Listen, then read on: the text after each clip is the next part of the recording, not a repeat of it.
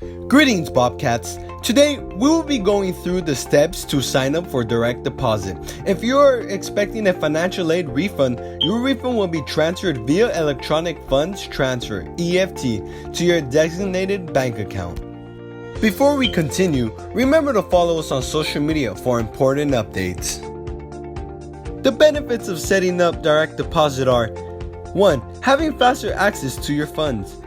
2. Refunds are sent to your bank account, so there's no need to go to campus and wait in line. And 3. You avoid the delay of mailed checks.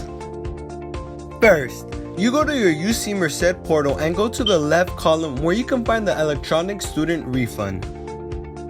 After clicking the link, remember to read the instructions on the page. If it's your first time setting up direct deposit, make sure to click New EFT.